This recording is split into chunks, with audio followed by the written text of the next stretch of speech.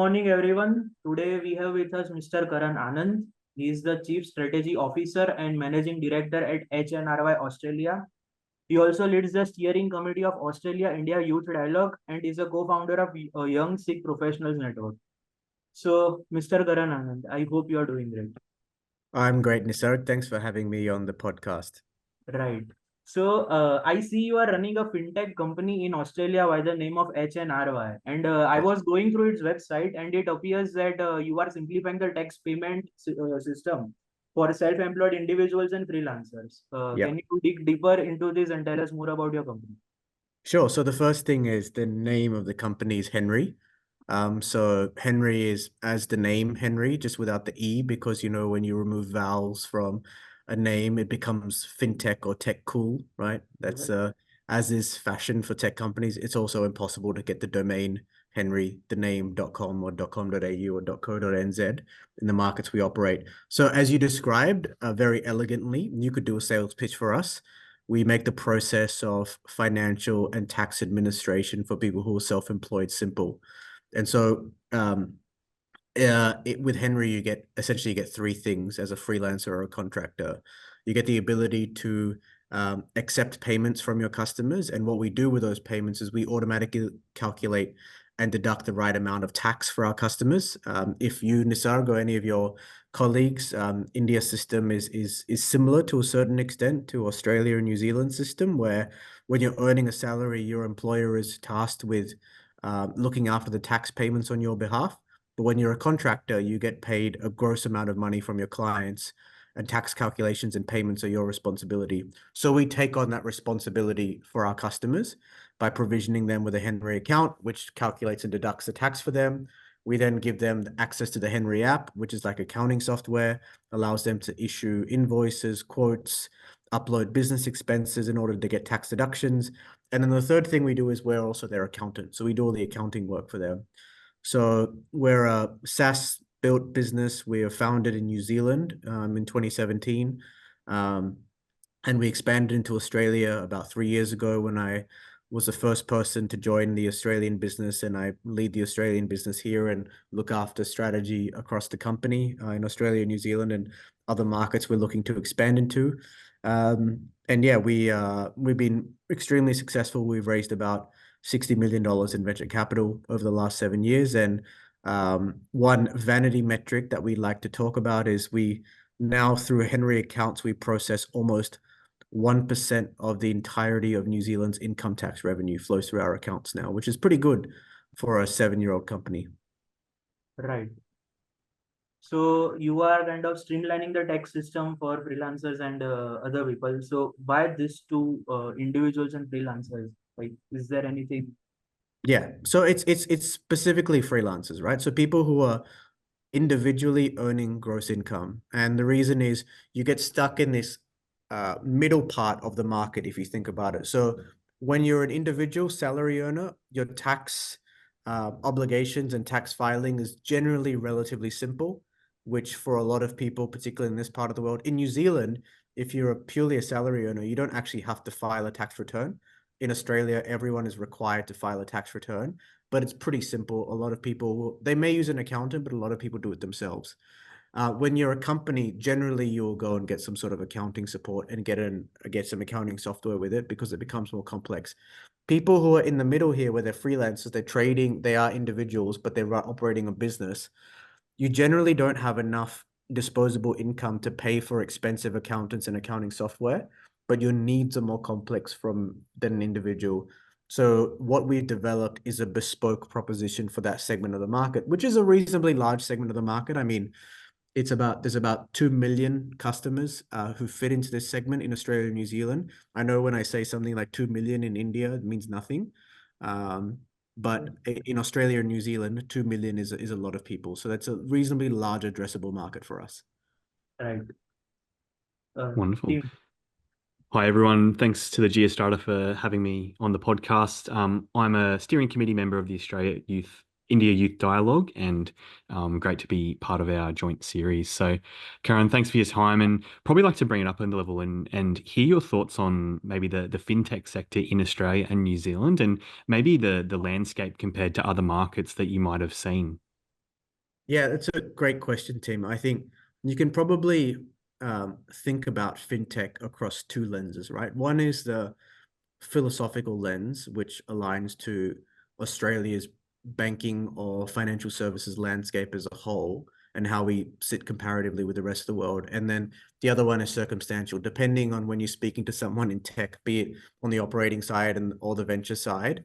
The market is so cyclical, right? So if I start with the second one first, which is probably an easier one to discuss, we're in this interesting, I would call it like a holding period of the market now where we're not really sure where the next direction of tech bubble or bust otherwise will be.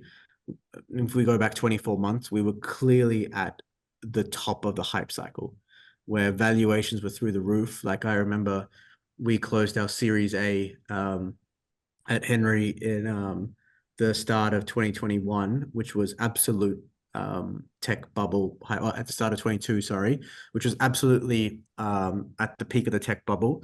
I was a $16 million Series A, and we pitched it to a couple of news publications here who weren't interested in writing about it because it wasn't a big enough capital raise for it to get a mention.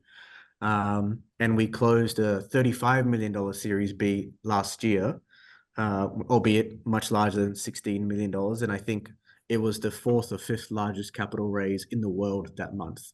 So it's interesting, right? So we're clearly not at the bottom of the inflection point that we were. There was a lot of clearing that happened in the market in the last 12 months or so. But as to where it goes next, I think that's dependent on some other macroeconomic, macro-political factors. When you think about fintech more broadly in Australia, one, we have the advantage where Australians are really digitally literate to start with. And so we're pretty good at embracing new technologies. We have a very mature banking system which interacts reasonably well with technology companies of all sizes. And so it's, the relative maturity of banking operators and banking regulators and understanding the next level of fintech is pretty good here. The disadvantage we have, and maybe the disadvantage is actually a function of our prosperity, is that we're generally quite a risk-averse market. A lot of people work in really compelling, but not intensely risky corporate jobs here. And there's no real reason to move out of it, right?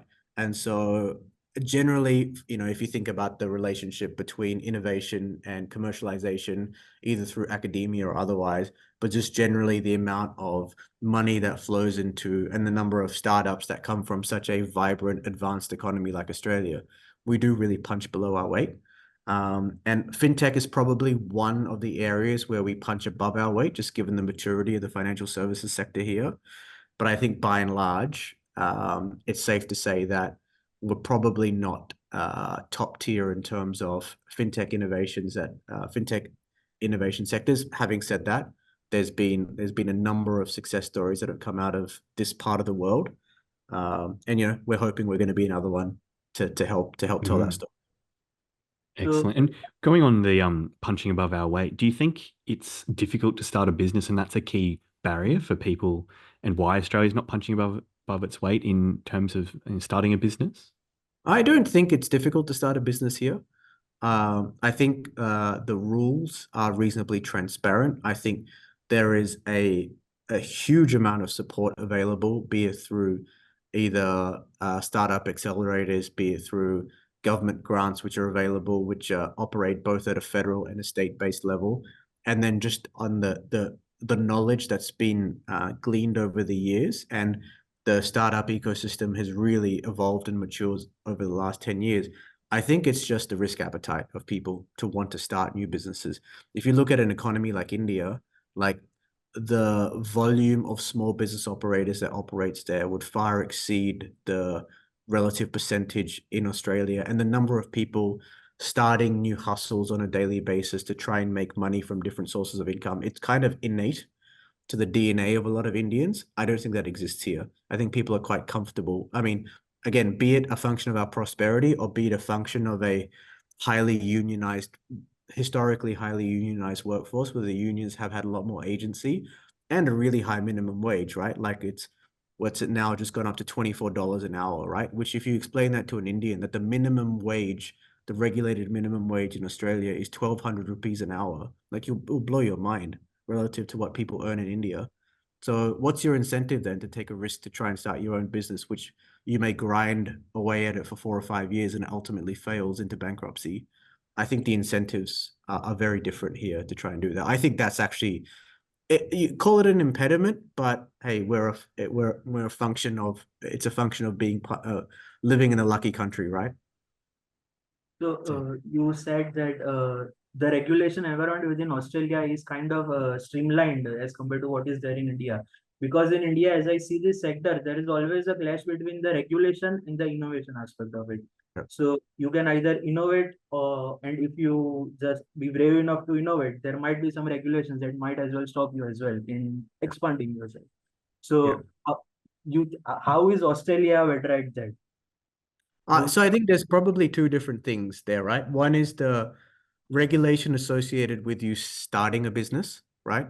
I think in Australia, the main thing is it transparent and easily understandable, which it is. Like the rules that you need to follow to start a business are very clear and it's not hard. Doesn't mean you don't need to do the work. The second part is then the regulation associated with innovation on the edge. So you start working in industries like, where we work, which is the combination of payments, accounting software and accounting. We are constantly pushing on the edge, not on that we are doing anything which is illegal, but regulation has not had to contemplate a scenario like ours. And so regulators then, it's about the amount of time they take to make decisions to say, look, we deem this to be acceptable. And, you're always trying to operate within the spirit of the law. But if the regulation doesn't contemplate it, then by virtue of that, then you've got to be considerate as to how you move. I think there's lots of other instances as we think about, the last tech cycle that we went through in and around blockchain and crypto. A lot of the innovation across every market in the world was testing the limits of regulation, and it continues to do so. But you've seen now the evolution of where was Bitcoin 10 years ago, something that you used to transact illicit things on Silk Road, through to now central banks talking about putting forward CBDCs, right? Central bank digital currencies. It's come such a long way in the course of 10 years, which is remarkable, because if you go back, what was the greatest innovation sort of for 1,000 years was the wheel, right? So the fact that we've come so far in cryptocurrency is amazing. But similarly, we're going into the other tech cycle now, which is around AI. And that is, again, going to test regulation to such an extent. And it's not just a regulatory question. There are so many moral questions and ethical questions which need to be answered there. And that is a societal thing that we'll all have to grapple with. So when you're talking about those sorts of limits, I think all regulators, be it India, Australia, US, wherever, they're just going to be tested on managing all these things. Governments around the world don't see these innovations coming. So you talked about AI. Do you think is it a bubble or what is it? Everyone is interested in AI right now.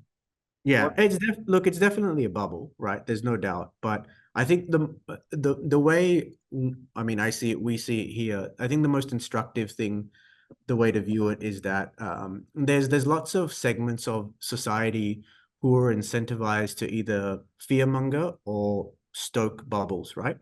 And so that's going to be true from now until, I don't know, until there's some sort of revolution, right?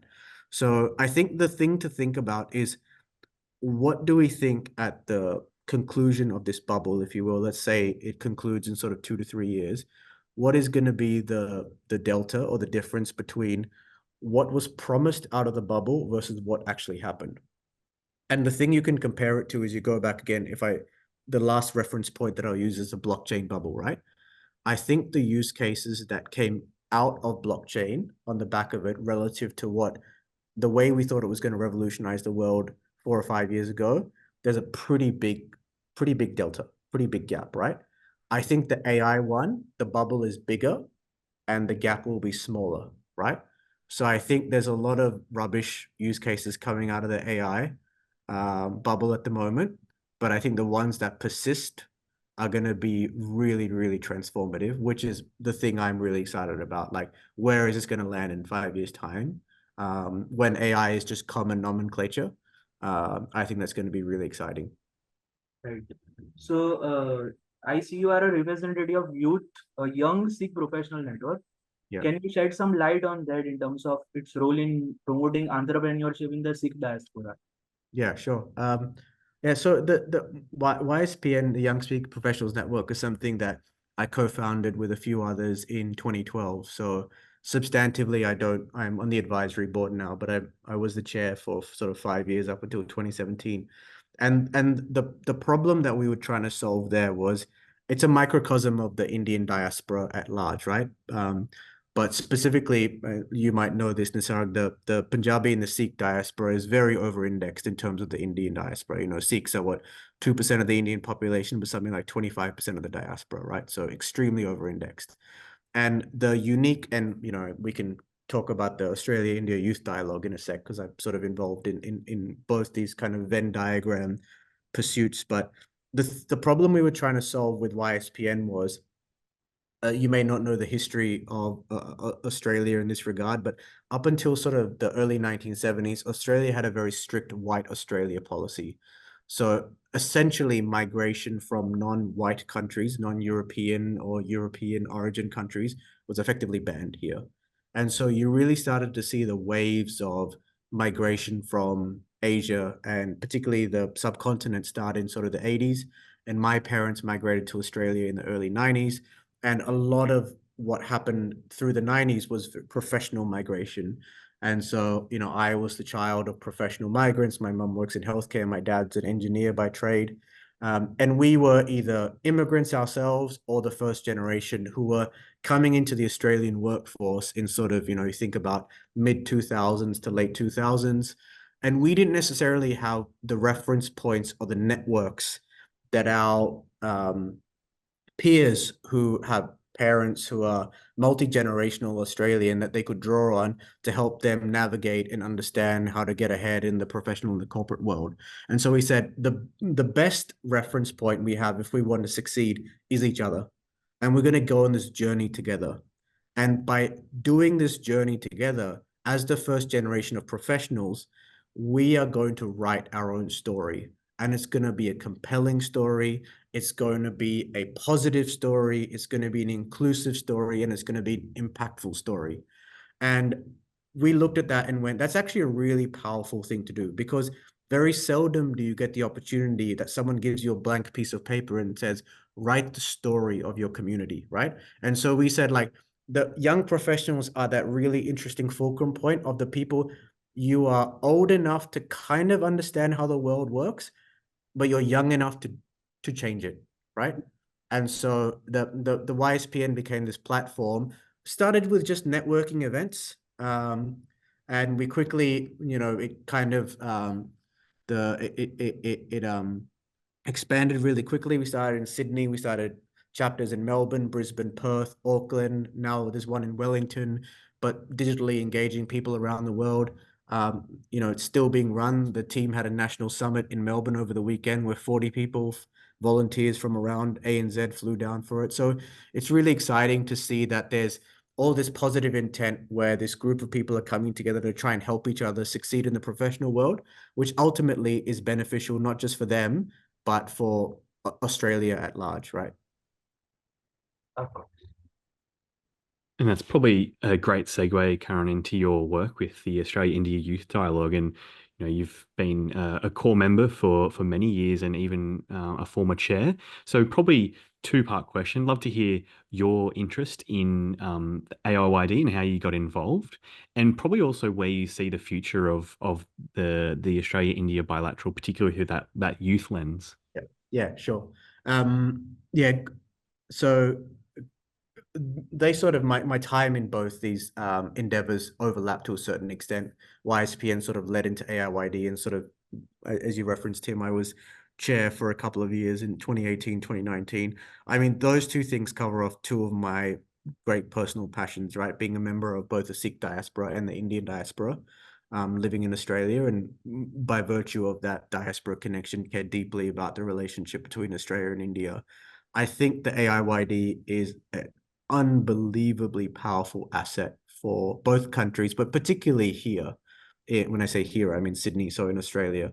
Um, it seems like the well, one thing which is true is the undeniable rise of India over the course of, I mean, it's easy to say the last 10 years, but frankly, the rise of India actually over the last 25 years has been a really, since some really important economic reforms were passed in the early 90s. I mean, modern day India has a lot to thank on the back of some of those reforms made, and every government successively has progressed on those, and as have um, business people and society at large. Australia is one of the economies who is courting India's relationship, right? Around the world. And there's so many bilaterals India's involved in, so many multilaterals Australia's involved in. And for a country of 25 million people sitting in the corner of the world, I, I think Australia is doing a pretty good job. Because, think of other countries which are sort of between 15, 30 million people. Like, I don't know, Nisar, maybe you have a better understanding of this, but how would you characterize the India-Netherlands bilateral relationship as compared to the Australia-India bilateral relationship, right? They're two advanced economies about the same population. Yes. Uh, So I see that between India and Australia, and I have some cousins and some good relatives who have been in Australia for a long time now. Like yeah, they also migrated in 90s to Australia, and they are doing really good for themselves. yeah, And yeah, yeah, right. yeah, So yeah, that's the thing. The people-to-people connection between Indians and Australians is really something that yeah. is, I think, not talked that much about. No, I think it's an incredible asset, right? Like, so there's about what, 1 million people of Indian origin living in Australia now. Again, you say 1 million in India means nothing, but that's 4% of Australia's population, right? That's a lot of people. 4% of anything is a lot from an ethnic perspective in any country. So the AIYD is an incredible asset because it's like now that we're seeing the fruits of like 10 plus years of AIYD, we're really starting to see those people who were at the time in the first 3 to 5 years, emerging leaders come into their fore as genuine leaders. And so, you've got what, 4 members of parliament in Australia who are AIYD alum. 3 of them are in the cabinet, so they're ministers or assistant ministers. They, through their experience of engaging with India when they were younger, be it 5 years ago, 10 years ago, they now not only come in to Parliament having a stronger understanding of India, but they also have relationships they've already built, which they can draw on, because on the other side, on the Indian side, the people who they met have also progressed in their careers. So the AIYD will continue to be just a vital asset for the progression of the relationship.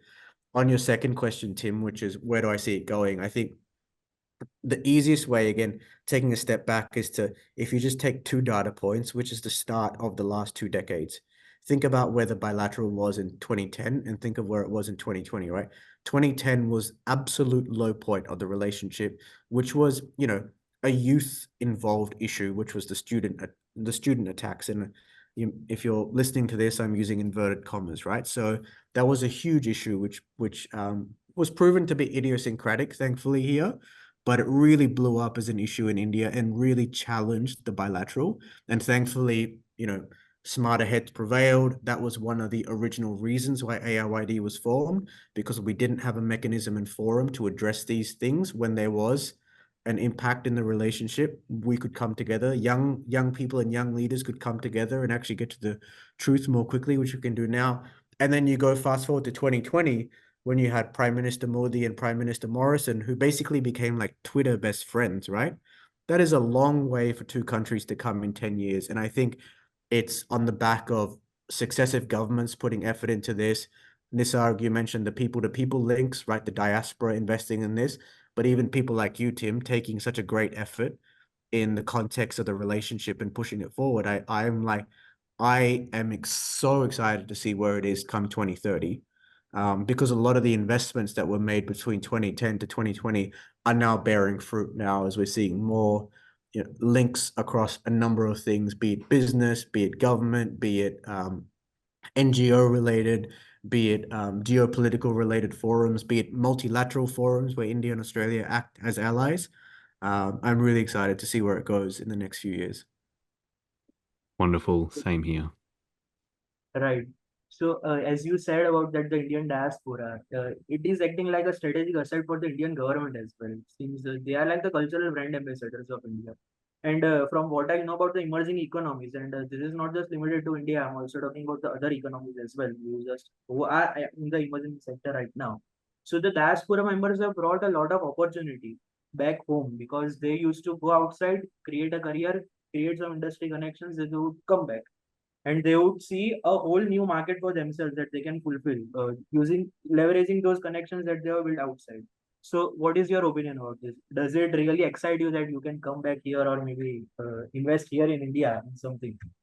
Yeah, I think there's probably a couple of different things that I want to tease out there, Nisarg. I think maybe if we just hold on the first point, which is the impact of the Indian diaspora in the countries that they go and live in, and the one I know best is obviously Australia.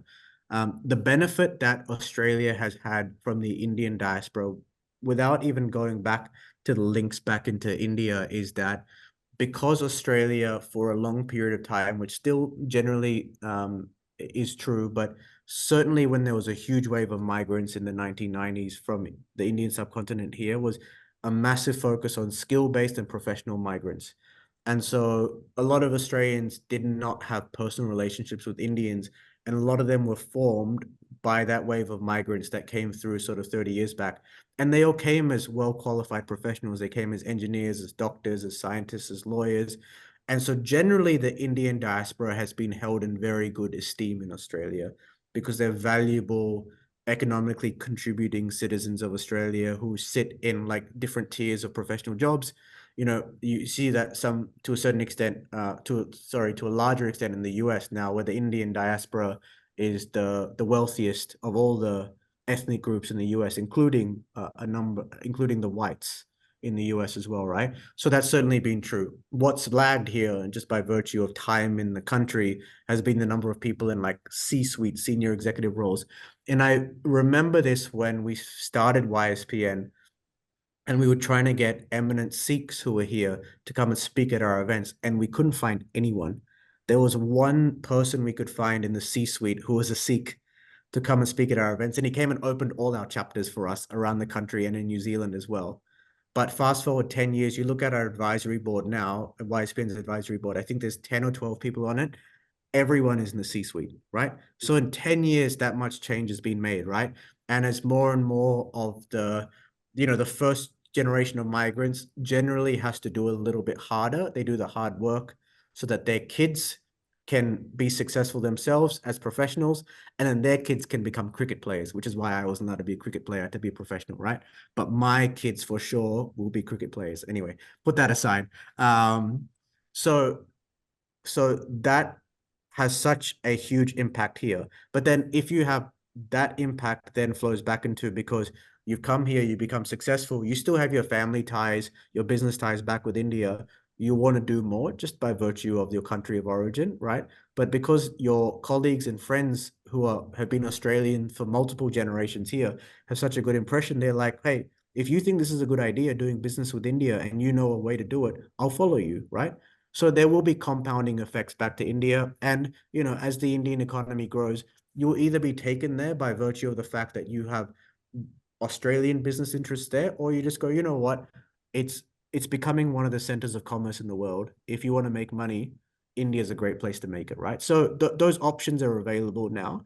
But I think from an Australian diaspora or an Indian diaspora perspective here, all those options are open. Like, make your money here, make your money by doing business with India, or go and do business in India itself with a Western mindset, right? Or like it's a pretty good position to be in. So, like the entrepreneurial spirit that you brought in this conversation. So, you have been an entrepreneur for your whole life, I mean, till now. And what advice will you give to someone like me who wants to make it big in business, maybe in the fintech sector or somewhere else? Yeah. Okay. Good question. I haven't quite been an entrepreneur all my life, but I've been in and around the space for quite a while. So there's probably I think two things that I've learned which are really important, right? One is particularly for a first-time entrepreneur, and these are cliches, but I've experienced the cliches, so I'm sharing them with you because I think it's worth dwelling on. The cliches exist for a reason, right? The first one is don't get attached to your solution, get attached to the problem, right? It's particularly when you're a first-time entrepreneur, you'll see a problem in market and you have your idea that you want to solve with it, and you will go around seeking confirmation bias as to why your idea is awesome and why people should either invest in or purchase whatever you're selling. This becomes a real problem the deeper you get if you haven't found early product market fit. And particularly if you're in the B2B space, for example, it's actually, you can get to a point where you've got people who are potential customers give you all the head nodding reassurance that you need that I'm going to be a customer of yours. But until they've signed a contract which has got any commercial value in it, it's meaningless, right? Okay. And so the more attached you are to the problem, the more you can pivot over time to find a product that people are actually going to buy. If you get attached to your product, you're in a slippery slope. That's the first thing. Closely attached to that, the second thing is first-time founders focus on product, later-time founders focus on distribution, right? So focusing on your pathways to market and finding how you're efficiently going to scale whatever product you're selling amongst your market is just as important as the thing you're building. If you're building a thing and you can't ship it, or you can't find who's actually going to sell this at scale, or how you're going to make the economics of marketing work, it's really going to struggle. And probably the last thing I'll say, which generally shouldn't be a problem in India, given the size of the market, is focus on a thing that can become really huge, right? It's okay, it's all well and good to run a small business or be self-employed. Like, far be it from me to stop anyone from doing that. That's 100% of Hnry's customer base. But if you genuinely want to build a startup or a fintech, which is large, don't build a product which is going to generate $200,000 of revenue from one customer where they want some sort of exclusivity in a market, right? You have to believe that this is going to be a $10 million plus business, because the probability of failure is so high. So on a probability weighted perspective, let's say you have a 5% chance of success, which in and of itself is high, and the total addressable revenue opportunity for you is $10 million, right? It's really not, on a probability weighted basis, an idea for you to go after. You have to believe that this idea at scale is going to be worth hundreds of millions of dollars of revenue. And if you then weight it back from a probability weighted perspective, it's worth your time then, right? So don't sell yourself short. Wait till the big idea comes. Don't jump the gun with something small that's going to suck up time, that then related to point two that you can't distribute, related to point one is something that you are attached to the product, not the problem. And you just end up wasting years of your life. Right.